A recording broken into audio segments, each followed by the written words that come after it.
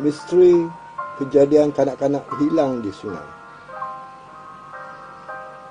Kejadian ini berlaku di Sungai Ayam Lintas, Tasik Glogor, seberang Perak Utara, Pulau Pinang, di sekitar awal tahun 90-an. Gambar yang saya rakam tak boleh guna. Sebelah okey dan sebelah lagi hitam macam terbakar. Kenapa agaknya jadi macam tu? Ikuti dah ceritanya di sini. Pengalaman pelik lagi aneh yang saya lalui. Sebelum itu, apa kata kita ikuti dulu intro channel dan opening video. Jom kita.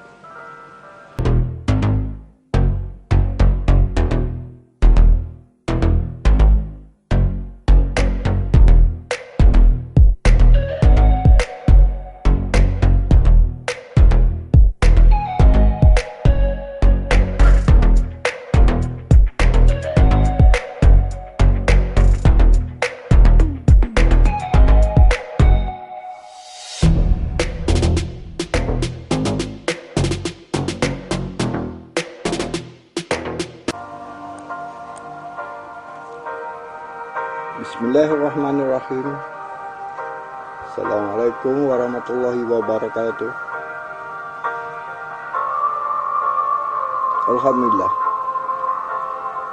berjumpa lagi kita di sini. Syukur, alhamdulillah, Allah masih memberikan kita kesempatan dan keizinan untuk terus bersama-sama di sini.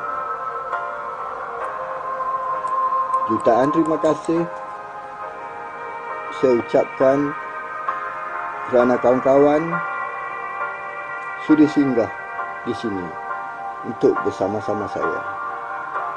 Saya mohon agar kawan-kawan akan terus bersama-sama saya di sini hingga akhir dan subscribe channel ini sebagai sokongan bagi yang belum subscribe. Subscribe tidak dikenakan sebarang bayaran. Kawan-kawan hanya perlu klik tombol merah yang bertulis subscribe di bawah video atau atas video yang terdapat watermark. Sesungguhnya kehadiran kawan-kawan di sini, apalagi dengan mensubscribe channel ini, merupakan satu penghormatan yang cukup besar buat saya. Bagi kawan-kawan yang sudi singgah di sini, menonton dan mensubscribe channel saya ini, saya berdoa agar kita semua sentiasa berada di bawah rahmat dan pemeliharaan Allah Azza wa Jalla, agar kita dapat terus bersama-sama di sini. Jika kawan-kawan ingin mengikuti video lain dari channel saya ini, kawan-kawan boleh ke wall YouTube dan type nama saya Azaman Sulaiman. InsyaAllah akan muncul video-video dari channel saya di beranda YouTube. Pilihlah mana yang berkenan di hati. Kawan-kawan juga boleh tunggu di bahagian akhir video ini, di mana pihak YouTube akan mencadangkan kepada kawan-kawan video dari channel saya yang boleh diikuti. Jadi tanpa melengahkan masa, jom kita ikutinya.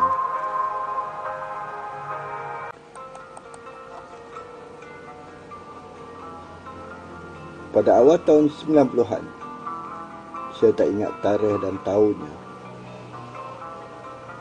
saya mendapat perkabaran yang dua beradik kanak-kanak dipercayai jatuh ke dalam Sungai Ayam Lintas di Tasik Glogor, seberang Perak Utara, Pulau Pinang.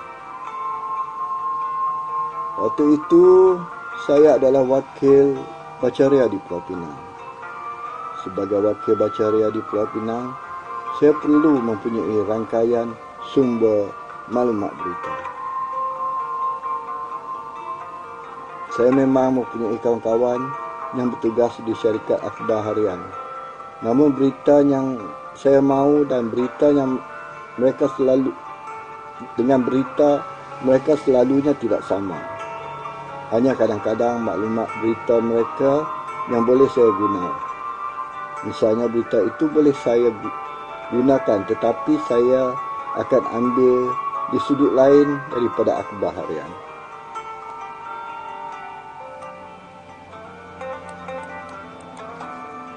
Sesungguhnya, sekiranya kita menjadi wakil akhbar seperti ini, kita perlu mengkaji berita bagaimana yang sesuai dan kita perlu membina rangkaian sendiri untuk mendapatkan bahan.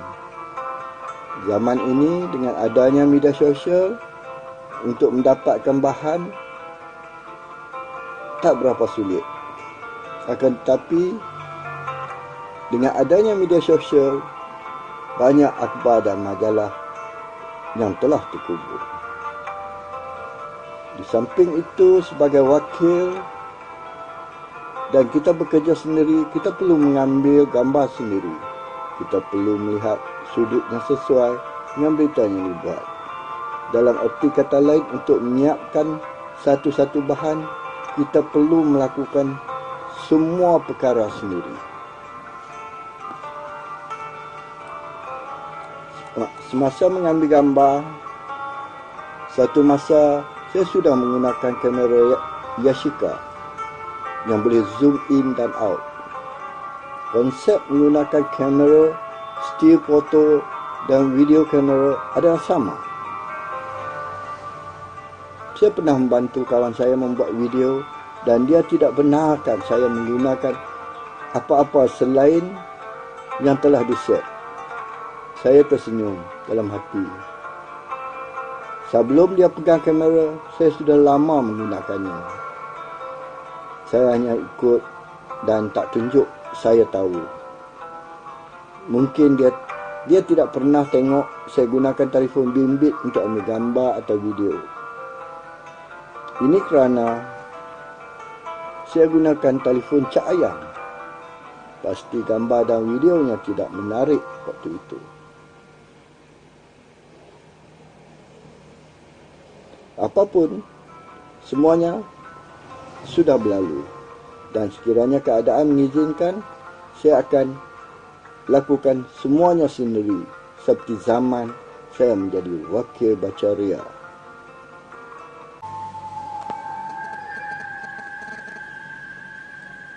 Berbalik cerita budak dua beradik yang dipercayai terjatuh ke sungai air melintas. Apabila saya sampai, orang sudah ramai di tebing sungai melihat proses pencarian. Saya mendapatkan keluarga kanak-kanak itu untuk mendapatkan cerita. Setelah menemu bual dan mengambil gambar kedua ibu dan bapa kanak-kanak itu, saya menyusuri tebing sungai dan mengambil gambar proses pencarian. Agak aneh juga, sungai itu tidaklah terlalu dalam. Tapi kanak-kanak itu tak ditemui. Sampai di suatu tempat terdapat proses pencarian dengan menggunakan khidmat bromosium. Di sini juga saya mengambil gambar. Kemudian saya terus menyusuri tebing sungai itu dan mengambil gambar mana-mana yang patut. Apabila saya sampai ke pekan kecil Pokok Macang, saya ternampak tauke kedai depan sekolah Arah Rendang, di mana saya pernah bertanya rumah orang yang berkahwin dengan orang Bunian. Ikuti cerita ini di video Cerita Misteri Gunung Jerai.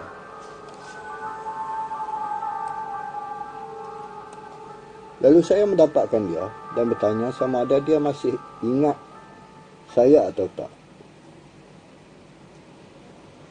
Dia memberitahu yang dia masih ingat. Lalu saya bertanya dia, kenapa bila saya tanya arah ke rumah itu, dia lihat saya atas dan bawah. Saya belum menjawab. Dia tersenyum dan berkata, masa itu dia tidak tahu siapa saya dan kenapa saya hendak ke rumah itu. Dia memberitahu saya, dia bimbang nak beritahu yang orang kampung boleh kata tidak pernah ke rumah itu. Dia takut saya keluarga orang itu.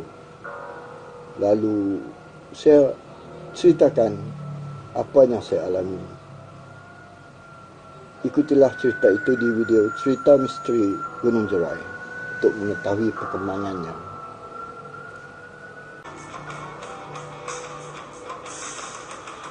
Setelah agak lewat petang dan proses pencarian belum menampakkan akan menemui kanak-kanak yang hilang, saya buat keputusan untuk balik.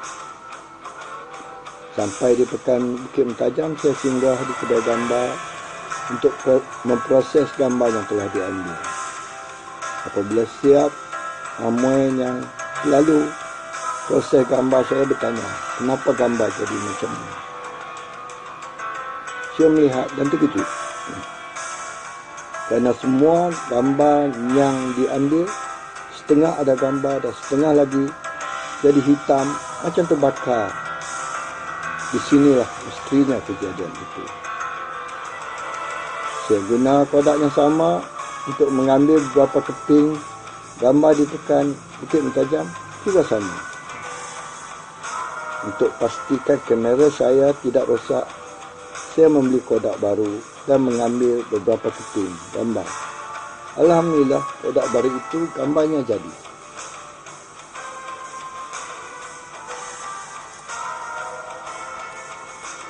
Saya heran, Amoy itu pun turut heran.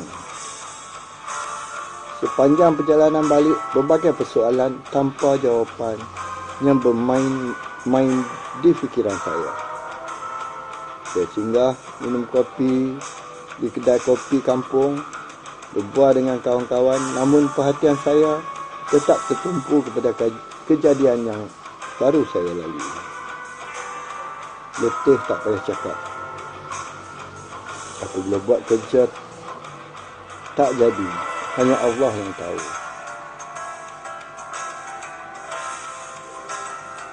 Selepas maghrib, saya tak pasti dan lupa sama ada saya sendirian atau saya bersama sahabat saya. Lazimnya kalau ke rumah Kak Soyah, saya akan pergi bersama sahabat saya itu. Saya ceritakan kepada Kak Soyah dan tunjukkan gambar yang tak boleh saya gunakan. Kak Soyah menjalankan rutin dia, dan kemudian dia memberitahu yang iblis dan syaitan jadinya dari cahaya. Silap saya mengambil gambar bomosian itu kerana bomosian itu menggunakan iblis dan syaitan. Tak saya kata lagi. Apabila saya ambil gambar, cahaya dari iblis dan syaitan itu melantun balik ke kamera, membuat gambar itu terbakar. Kak saya memberitahu, lain kali jika hendak ambil gambar macam tu, beritahu yang kita hendak ambil gambar dan kita sendiri yang menjawab suruh ambil gambar. Baru saya ingat, dulu semasa remaja ketika melalui satu-satu kawasan yang dikatakan ada penjaga dan kita tidak boleh ambil buah atau apa saja, kita akan cakap sendiri, abang nak ambil buah dan atau apa-apa, dan kita sendiri yang menjawab, menyuruh mengambilnya. Ini ketua orang tua-tua dulu.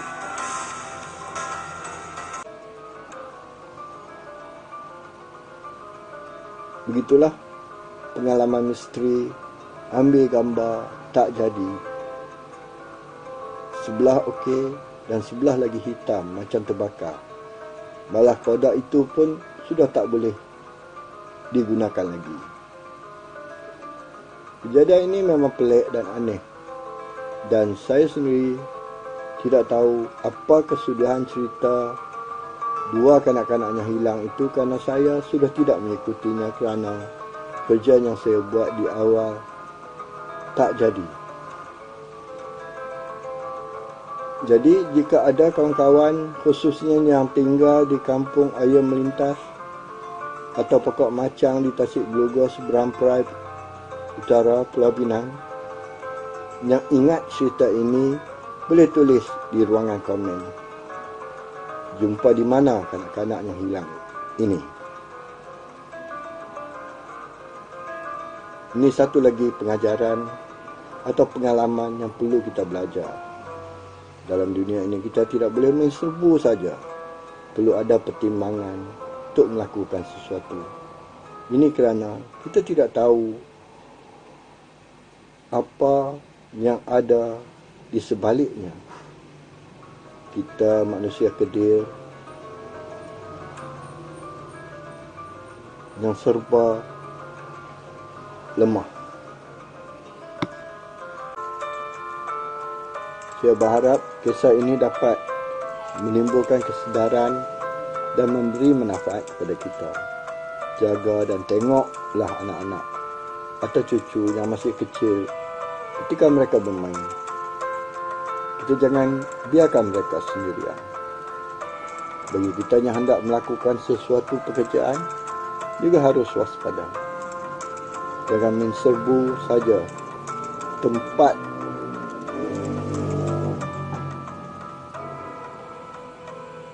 yang bukan di kawasan kita, yang memang kita tahu keadaannya.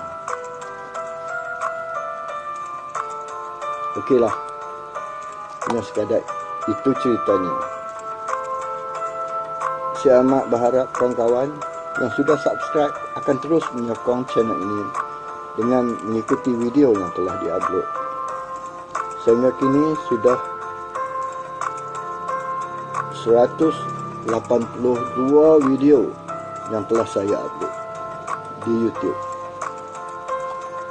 Bagi kawan-kawan yang belum subscribe, saya mohon kerjasama kawan-kawan untuk subscribe channel ini dan terus mengikuti. Sokongan dan dukungan kawan-kawan akan dapat membantu channel ini terus berkembang dan sampai kepada lebih ramai orang. Oleh itu, bantulah saya dengan mengikutinya, like, komen, dan subscribe channel ini. Sekian dulu. Jutaan terima kasih kerana kawan-kawan sudi mengikutinya hingga akhir. Kita jumpa lagi di lain video. Bye-bye. Assalamualaikum.